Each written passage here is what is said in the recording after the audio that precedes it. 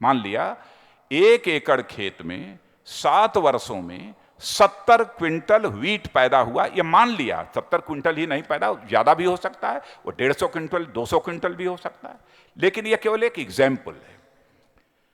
तो 1 एकड़ में 7 वर्षों में 70 क्विंटल यदि गेहूं पैदा हुआ तो 1 एकड़ में 1 साल में एवरेज औसत प्रोडक्शन कितना हुआ? 7 साल में 1 एकड़ में 70 क्विंटल, तो 1 साल में 1 एकड़ में 10 क्विंटल।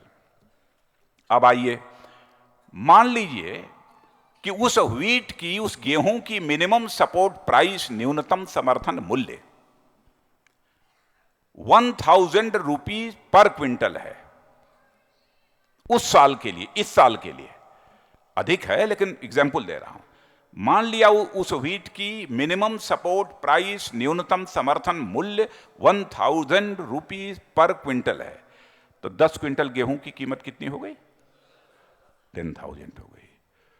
तो यही 10,000 रुपी 1 एकड़ फार्मलैंड के लिए उस वर्ष की मिनिमम इनकम मानी जाएगी। और इंश्योरेंस यदि होगा तो इसी 10,000 रुपी का ही इंश्योरेंस गवर्नमेंट के द्वारा होगा। आप ये कहेंगे इसका प्रीमियम कौन देगा? तो अटल जी ने, मैंने प्रस्ताव भेजा था, अटल जी ने उसे अप्रूव कर दिया था। फाइनेंस मिनिस्टर जसवंत सिंह जी थे, उन्होंने भी अप्रूव किया। और उस समय उन्होंने मेरी इतनी तारीफ की जसवंत सिंह जी ने, उन्होंने कहा कि राजनाथ सिंह जी ऐसी स्कीम तो आप कहो तो हम सारे देश भर में चला दें, चाहे जितना पैसा लगेगा हम सब पैसा खर्च करने को तैयार हैं, ये कहा था उन्होंने। तो अटल जी ने भी उसे अप्रूव किया। मैंने कहा अटल जी, गांव का रहने वाला किसान ज्यादा प्रीमियम नहीं दे पाएगा। तो उन्होंने कहा कि राजनाथ सिंह क्या चाहते हो? मैंने कहा स्टेट गवर्नमेंट के ऊपर भी मत छोड़िए इसे। यदि मान लीजिए 1 एकड़ का इंश्योरेंस का प्रीमियम 100 रुपये होता है, 100 रुपी, तो 75 rupee must be paid by the central government. 100 रुपये में केवल 25 रुपया किसान को देना पड़ेगा। आपने अपनी खेत में जुताई की, बुआई की, उसकी सिंचाई की, सब कुछ किया। मान लीजिए सूख गया, आग लग गई फसल में, पूरी फसल बर्बाद हो गई, तो वह किसान पर एकड़ 10,000 रुपया will be compensated by the insurance company. यह बात समझ में आई कि नहीं? कितने लोग समझ में आई? आ गई? तो ये 10,000 रुपीज ये इंश्योरेंस कंपनी के द्वारा दिया जाएगा। तो कम से कम इतना तो किसान एश्योर्ड रहेगा कि हमारे खेत में कुछ हो अथवा न हो, लेकिन पर एकड़ हमको 10,000 रुपीज जो है इंश्योरेंस कॉर्पोरेशन से मिल जाएगा। तो अपने आगे की जो ऐसी भी प्लानिंग वो करना चाहता है, वो अपनी प्लानिंग जो है ठीक तरीके से कर सकता है। तो कितने लोगों के समझ में आया? आ गया? इसमें कौन आकर मुझे बताएगा? नहीं, आपको तो मालूम है, बता दें। आपको मालूम, बतला देंगे ये क्या नाम है? अच्छा, उमाशंकर जी एक बार बतला दीजिए वहीं से। 7 साल का मैंने एवरेज इसलिए निकाला है, 7 साल में कभी सूखा पड़ा होगा, कभी आग लग गई होगी, कभी फसल बर्बाद हो गई होगी, कभी अच्छी फसल हुई होगी, इसलिए 7 साल का हमने एवरेज निकाला। हाँ बताइए। 7 साल के एवरेज पर हम औसत निकालेंगे, जितना हमारी उत्पादन होगी उसके हिसाब से हमारा जो MSP जी न्यूनतम समर्थन मूल्य है, उसके अनुसार उसका लागत तय करेंगे और उसके अनुसार ही हमारी प्रीमियम भी होगी, जिसमें कि 75 रुपया, 100 में 75 रुपया केंद्र सरकार देगी और 25 रुपया किसान देगा। और कुछ और आगे? हाँ, ये तो नष्ट होने के बाद ही तो ये मिलने वाला है किसानों को। ठीक है। तो लोगों ने तर्क इसके पीछे ये दिया कि साहब ये बतलाइए तो किसान अपने खेत में क्यों पैदा करेगा? किसान अपना खेत की जुताई करके और उसके बाद छोड़ देगा, कुछ नहीं होगा, कोई फर्क नहीं पड़ेगा, उसको 10,000 रुपये पर एकड़ के हिसाब से इंश्योरेंस कंपनी पैसा दे देगी, क्या फर्क पड़ेगा? मैंने कहा नहीं, किसान यदि अपनी इनकम बढ़ा लेगा तो अगले साल उसके 1 एकड़ खेत की इनकम अपने आप बढ़ जाएगी। और इनकम बढ़ाएगा तो उसके आगे और इनकम बढ़ जाएगी। इसमें प्राइस और प्रोड्यूस यानी जो कीमत है और उत्पादन है दोनों का इंश्योरेंस हो जाता है, और क्रॉप जो इंश्योरेंस होता है उसमें केवल प्रोड्यूस का इंश्योरेंस होता है, प्राइस का इंश्योरेंस नहीं होता है। सारी समस्याओं का समाधान इसी में निहित है। सारा रिस्क मैनेजमेंट और सब कुछ जो हम चर्चा करते हैं सब कुछ इसी में निहित है। इसलिए बहनों भाइयों, मैं कहना चाहता हूं इस मुद्दे को लेकर सारे हिंदुस्तान में आवाज उठनी चाहिए।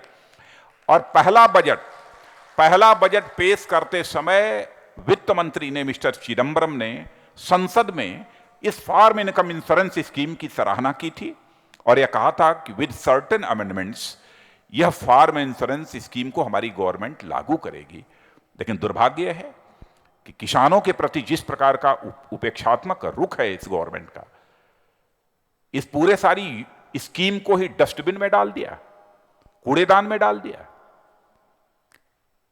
अब किसानों के प्रति सरकार की कितनी हमदर्दी है इसका सहज ये आप अनुमान लगा सकते हैं। अब मैंने किस प्रकार से उपेक्षा होती है किसानों की कि आप समझिए कि यदि कोई सर्विस कर रहा है, कोई नौकरी पेशे में है तो महंगाई बढ़ती है, रेट ऑफ इन्फ्लेशन बढ़ता है, तो उसके बाद उसको डीए मिलता है। लेकिन महंगाई यदि बढ़ती है तो किसानों को जो कुछ भी उसी रेशियो में मिलना चाहिए डीए की तरह, यानी उनकी भी जो इनकम बढ़नी चाहिए वो इनकम बढ़ाने की कोई भी चिंता सरकार के द्वारा नहीं की जाती है। मैं दुनिया के दूसरे देशों का उदाहरण देना चाहता हूं, यूरोपियन कंट्रीज का।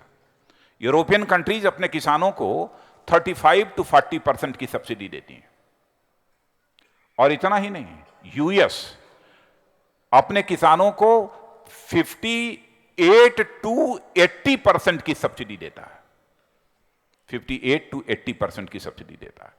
लेकिन हमारे यहां जो भी थोड़ी बहुत सब्सिडी किसानों को मिलती है उसमें भी बराबर कहते हैं कि ग्लोबलाइजेशन, लिबरलाइजेशन, मॉडर्नाइजेशन का यह तकाजा है, उसकी यह डिमांड है कि किसानों को दी जाने वाली सब्सिडी में कमी की जानी चाहिए या सब्सिडी समाप्त कर दी जानी चाहिए, यह तर्क दिया जाता है। लानत है ऐसी हुकूमत को, जो हुकूमत 1.5 लाख, 2 लाख करोड़ रुपए की सब्सिडी यदि किसानों को देती है तो उसके लिए संसद में खड़े होकर ये आंसू बहाते हैं, और उद्योगपतियों को 4.5 लाख करोड़ और 5 लाख करोड़ की सब्सिडी देने में भी इन्हें रंच मात्र संकोच नहीं होता है। ऐसे लोग देश का भला कर पाएंगे? आपको आश्चर्य होगा कि हमारे व्हीट का, हमारे फूड ग्रेन्स का एक्सपोर्ट होना चाहिए, इसलिए यूरोपियन कंट्रीज और अमेरिका कम रेट पर, लो रेट पर अपने व्हीट्स को एंड अदर फूड ग्रेन्स जो हैं, जो दूसरे जो है फूड ग्रेन्स हैं, उनको एक्सपोर्ट करता है कि दुनिया के लोगों तक हमारे किसानों का माल पहुंचे, हमारा फूड ग्रेन पहुंचे। हम तो यहां सब कुछ पैदा हो गया, गेहूं सड़ रहा है, लेकिन उसके एक्सपोर्ट करने की जो व्यवस्था होनी चाहिए, अरे कम रेट पर बेचो ना, सारे दुनिया के दूसरे देशों में लेकर जाओ। यदि स्टोरेज की और वेयर हाउसिंग की यदि व्यवस्था नहीं है तो हमारे हिंदुस्तान में गरीबों की संख्या कम नहीं है। सारे गरीबों में एक बार मुफ्त बांट दो, गरीब इस हुकूमत का स्वागत करेगा। क्यों नहीं करते हो? नहीं करेंगे, गेहूं सड़ जाएगा, अदर फूड ग्रेन सड़ जाएंगे, शराब बनाने वालों को दे दिए जाएंगे, शराब बनेगी। अब इस समय किसानों ने गेहूं पैदा किया है, लेकिन बैग्स, बोरियां, जिसे वारदाना बोलते हैं, उसकी कमी होने के कारण जो है अब किसानों के गेहूं की खरीद नहीं हो पा रही है। कहां ले जाएं, कैसे ले जाएं, सरकारें कैसे रखें? क्या सरकार को इस बात का अनुमान नहीं था कि इस फाइनेंशियल ईयर में, इस वित्तीय वर्ष में लगभग फूड ग्रेन का कितना प्रोडक्शन होने वाला है? क्या इसका पूर्वानुमान हमारी सरकार को नहीं था? यदि इसका पूर्वानुमान हमारी सरकार को नहीं था तो ऐसी सरकार के बने रहने का क्या औचित्य है? कोई औचित्य नहीं। और सरकार को इसका पहले से अनुमान होना चाहिए था, और उसी अनुरूप जो है बैग्स की व्यवस्था करनी चाहिए थी, वारदाने की व्यवस्था करनी चाहिए थी, लेकिन सरकार ने ऐसी कोई व्यवस्था नहीं की। एक और संकट है जिसकी मैं यहां चर्चा करना चाहूंगा। यह सीएससीपी होती है जो मिनिमम सपोर्ट प्राइस तय करती है, जानते हैं ना सीएससीपी के बारे में, मालूम है? होता यह है कि सीएससीपी जितनी प्राइस रेकमेंड करके सेंट्रल गवर्नमेंट की कैबिनेट को भेजती है, उसमें जो है सेंट्रल गवर्नमेंट की कैबिनेट उसमें कटौती कर देती है, उसमें कमी कर देती है मनमाने तरीके से। इसलिए बार बार मैं वर्षों से कहते चला रहा हूं कि सीएससीपी के द्वारा जो भी रिकमेंडेशन भेजी जाती है सेंट्रल गवर्नमेंट को, सेंट्रल गवर्नमेंट उस रिकमेंडेशन को जस का तस स्वीकार कर ले, इन टोटो स्वीकार कर ले। इसीलिए मैंने डिमांड की है कि सीएससीपी को स्टैट्यूटरी स्टेटस दिया जाना चाहिए, संवैधानिक एक दर्जा दिया जाना चाहिए सीएससीपी को, ताकि कैबिनेट के पास यदि वह जाता है तो कैबिनेट उसमें किसी भी प्रकार की उसकी रिकमेंडेशन में कोई कटौती न करने पाए। यह भी कहा था। इनपुट कास्ट को कम करने के लिए क्या क्या करना चाहिए आप लोगों ने चर्चा की होगी, कोई बहुत बड़ी बात नहीं है। और मैं प्रारंभ से आज के जब 2003 में जब मैं एग्रीकल्चर मिनिस्टर था, उसी समय फार्मर कमीशन के जो भी हमारे मेंबर और चेयरमैन थे उनसे भी मैंने कहा था कि 4% रेट ऑफ इंटरेस्ट पर 2003 में किसानों को एग्रीकल्चरल लोन दिया जाना चाहिए। लेकिन आज यदि हमसे कोई पूछे तो मैं कह सकता हूं कि किसानों को केवल 1% रेट ऑफ इंटरेस्ट पर लोन दिया जाना चाहिए, 1%।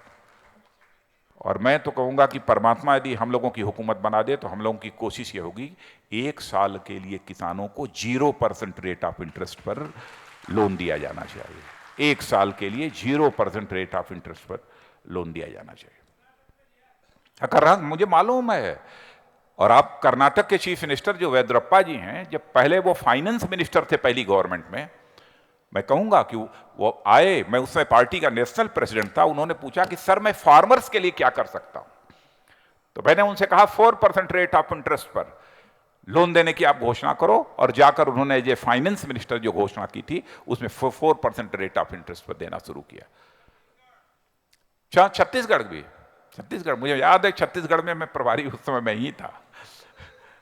मध्य प्रदेश भी कर रहा है, सब सारी स्टेट्स कर रहे हैं। हाँ मालूम है, वो भी कर रहे हैं, हमारी कई स्टेट्स कर रही हैं। तो हमारी स्टेट गवर्नमेंट इस काम को कर रही है तो सेंट्रल गवर्नमेंट क्यों नहीं कर सकती?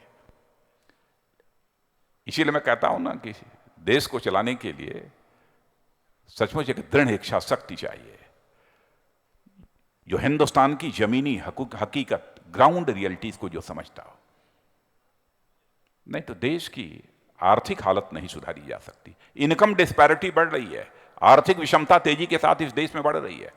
आज कहीं पर उग्रवाद और तरह तरह की जो समस्याएं हैं, नक्सलवाद, उसमें एक प्रमुख कारण यह भी है कि इनकम डिस्पैरिटी, आमदनी की विषमता एक बहुत बड़ा कारण है। और सचमुच किसी देश की अर्थव्यवस्था को सफल, सक्सेसफुल तभी माना जा सकता है जबकि उस देश में इनकम डिस्पैरिटी, आय की विषमता बहुत ही कम हो। लेकिन हमारे देश में ऐसा नहीं हो, लगातार बढ़ती जा रही है। पहले तो कुछ ही करोड़पति हुआ करते थे, अब तो अरबों अरबपति, पता नहीं मिलियन और बिलियन में हमारे यहां लोग बन गए हैं। और कुछ लोग ऐसे हैं जो कि सूखी रोटी के लिए भी आज मोहताज हैं, उनको सूखी रोटी भी खाने को नहीं मिल पाती है। किसी वेलफेयर स्टेट से, किसी कल्याणकारी राज्य से यह अपेक्षा नहीं की जाती है। कल्याणकारी राज्य से तो अपेक्षा की जाती है कि वह सबकी चिंता करे, चाहे वो व्यक्ति चाहे कितनी ऊंचाई पर क्यों न बैठा हो, और चाहे वह गांव की मेड़ पर क्यों न बैठा हो, चिंता सबकी की जानी चाहिए। लेकिन यह हुकूमत उसकी चिंता नहीं कर पा रही है। एक स्टोरेज की एक सबसे बड़ी समस्या है, स्टोरेज के बारे में भी मैं यहां पर कहना चाहता हूं, क्योंकि यह भी रिस्क मैनेजमेंट में ही आएगा। स्टोरेज और सप्लाई चेन मैनेजमेंट, इसकी एक मुकम्मल व्यवस्था की जानी चाहिए। स्टोरेज के बारे में हमारी निश्चित मान्यता है कि पंचायत स्तर पर, पंचायत केंद्रों पर वेयर हाउसेज बनाए जाने चाहिए, पंचायत केंद्रों पर। और पंचायत से लेकर और फूड कॉरपोरेशन ऑफ इंडिया की सेंटर में जो वेयर हाउस है, एक फूड ग्रेन चेन बनाई जानी चाहिए, ग्रिड बनाई जानी चाहिए। लेकिन 65 वर्षों में यह सब बिल्कुल कुछ नहीं हुआ है। फूड प्रोसेसिंग के मामले में जो कुछ भी हम लोग पैदा करते हैं उसका बामुश्किल 1.5%, 2% फूड ग्रेन्स की और वेजिटेबल्स की प्रोसेसिंग हो पाती है। कैसे किसानों की आमदनी बढ़ेगी? इन सब सारी चीजों की जो चिंता होनी चाहिए वह गवर्नमेंट बिल्कुल नहीं कर पा रही है। और मित्रों, और भी बहुत सारी चीज हैं। अब मैं थोड़ी कुछ पॉइंट्स मैंने नोट किए हैं, मैं बतला देता हूं रिस्क मैनेजमेंट के लिए। रिस्क को मिनिमाइज करने के लिए बायोडाइवर्सिटी ऑफ क्रॉप्स होनी चाहिए। माने एकदम बिल्कुल ऐसा नहीं है कि एक फसल यदि हम अपने खेतों में उगा रहे हैं तो बराबर वही फसल उगाते रहें, उसमें परिवर्तन होना चाहिए। मल्टी क्रॉपिंग सिस्टम को कैसे बढ़ाया जा सकता है, इस पर भी ध्यान दिए जाने की आवश्यकता है। क्रॉप सब्स्टिट्यूशन को भी पर भी ध्यान दिए जाने की आवश्यकता है। रेन फेड फार्मिंग, माने वर्षा के आधार पर जो खेती होती है, जो वर्षा पर ही लोग जो आश्रित होकर किसान कैसी खेती करते हैं, उसमें प्रोडक्टिविटी कैसे बढ़ाई जाए, कैसे प्रोडक्शन बढ़ाया जाए, इस पर भी विशेष ध्यान दिए जाने की आवश्यकता है। और